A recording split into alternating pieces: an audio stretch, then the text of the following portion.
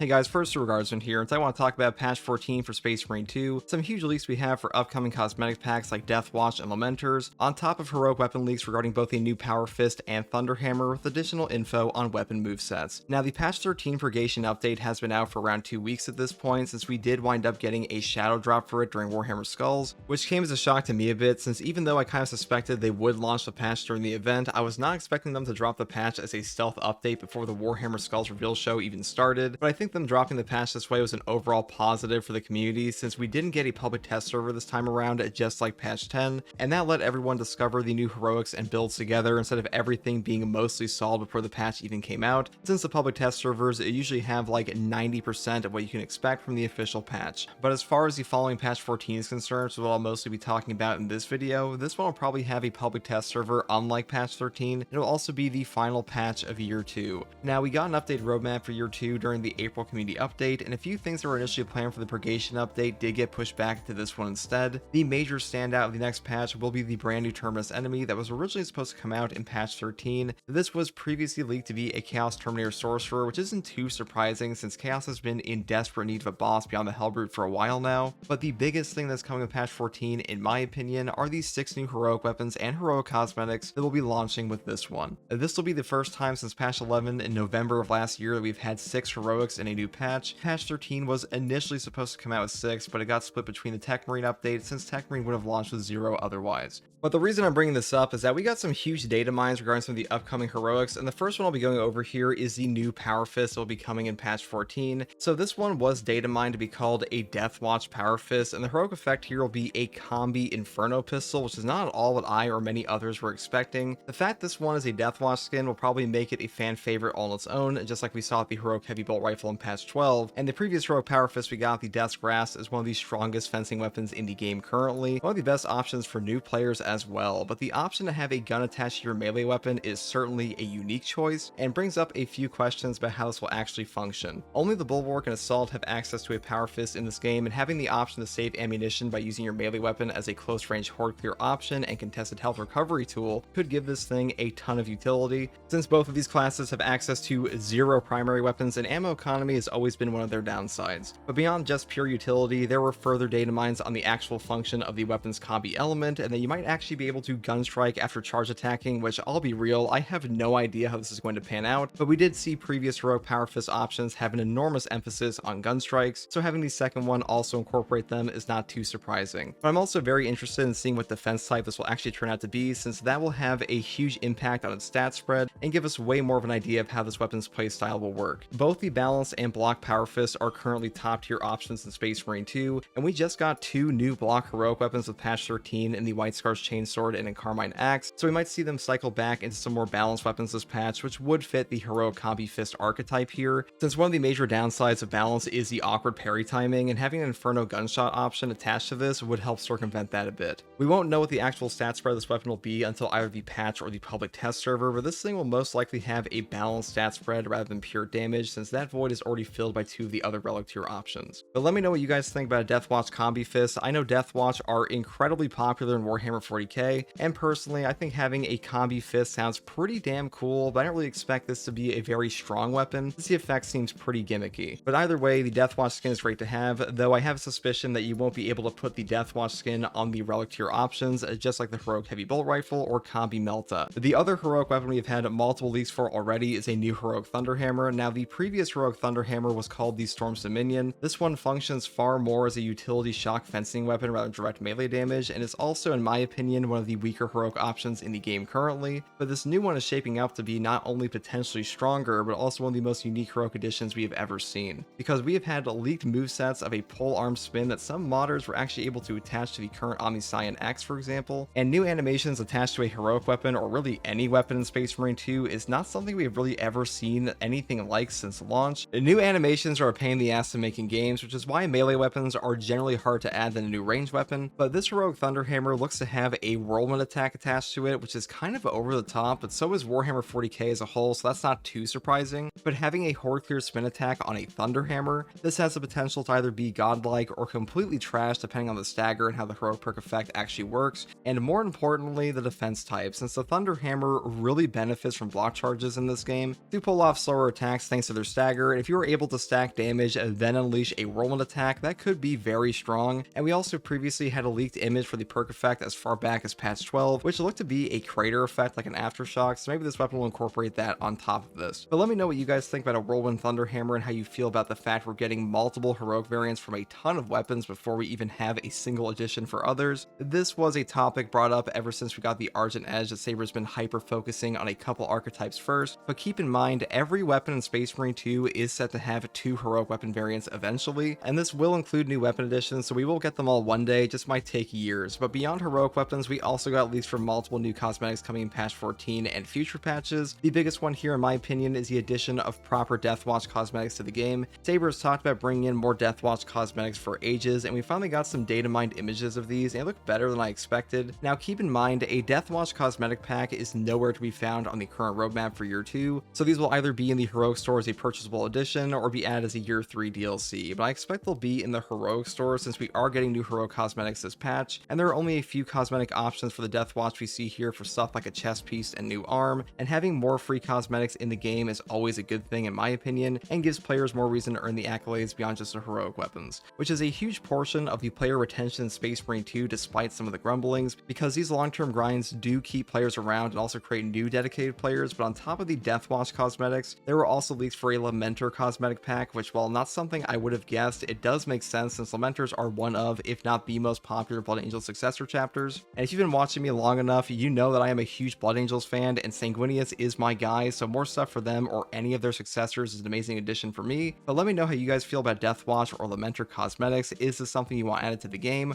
or are you a bit let down by like the addition of just a successor chapter pack basically? I imagine that Deathwatch cosmetics are going to be the one that everyone rushes for this time around, since we've kind of just been stuck with the base game customization for them for ages, though there was also a new Victrix Guard armor piece, so it seems like Saber will be slowly drip feeding us the entire Victrix Guard cosmetic set over the course of multiple patches. We got the helmet in patch 13 as a heroic store item, and there's also an ongoing Twitch drops campaign for the Victrix Guard gauntlet that'll be going until June 11th. And I have been streaming relentlessly to get you guys those drops on Twitch, so if you still need the gauntlet, you can find my Twitch stream in the description below and get it there when I'm live. But the final thing regarding cosmetic selection I want to touch on here is the new Wargear update number 2 in patch 14. Now the cape grind is still ongoing for most of the player base, since even with the have requirements, it's still going to take players like 50 absolute missions per base game class to unlock everything. But the next patch will be adding in the capes and tabards section, and we're also likely to have a public test server this time around, so it should hopefully launch with the new ultra grind ordeals in a better state. Now I mentioned prior to the Wargear update number 1, the expansion will probably be bigger than we expected initially and add entirely new things, which did wind up happening with the additions of capes beyond the sniper class options and the base game options. So the Wargear update part 2 will probably be giving us new tabards and cloaks as well that we have never seen before, and hopefully we'll get some fine tuning on the additions from patch 13, since currently the Bulwark does not have access to capes, and some things like tabards can't be used with capes simultaneously on the tactical class. But I have to say that Saber has done a phenomenal job over the course of year 2 in expanding customization options. I know it may feel like ages ago, but the champion set armor expansion, where it lets you swap out pieces from champion skins between multiple other classes, was really the first step towards what is becoming an increasingly robust cosmetic system. I know that the ultra grind ordeals had a bit of controversy around them, since it does take a while to complete some of these, but at this point in Space Marine 2's life cycle, the game really does need a proper endgame grind, and for a lot of games it does come down to a cosmetic system for titles and armor pieces. And I think a lot of the problems players have with Space Marine 2's ultra grind system is less so they hate the unlocks and idea of working long term towards a new cosmetic, and it's more of a problem with the amount of cosmetics you're unlocking during that grind. I believe the best cosmetic systems in games reward players for engaging with any of the content in that game, while also giving them the choice to choose which cosmetics they want first. An example I bring up all the time, what I would call the best cosmetic system ever put in a game, would be from Halo Reach. Halo Reach gave the player a universal currency to unlock cosmetics for playing any of its game modes. It could be the campaign, the PvP, or firefight, it did not matter. As long as you played the game, you would get the currency and level up your account. And then you would get the option to purchase cosmetics from a selection based on your overall character level, with multiple options at each major account level threshold. So despite the game having ridiculous grinds for some of its cosmetics, most players didn't feel cheated because there was always something to unlock, and two players at the exact same rank could have purchased wildly different cosmetics. In the case of Space Marine 2, and where I think the game's monetization plan is actually hurting some of its in-game progression,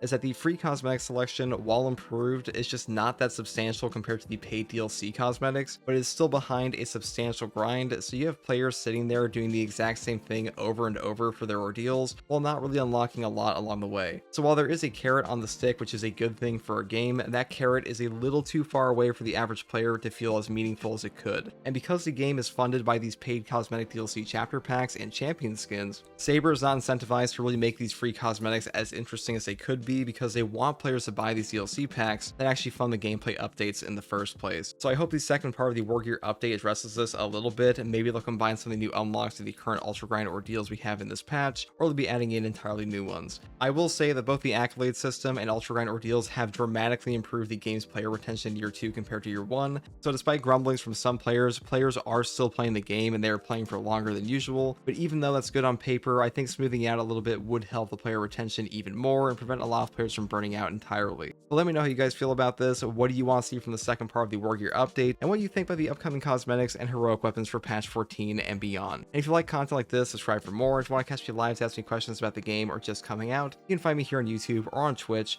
with a link in the video description. I'll also link to my community Discord. And as always, thank you for watching. Take it easy. Bye.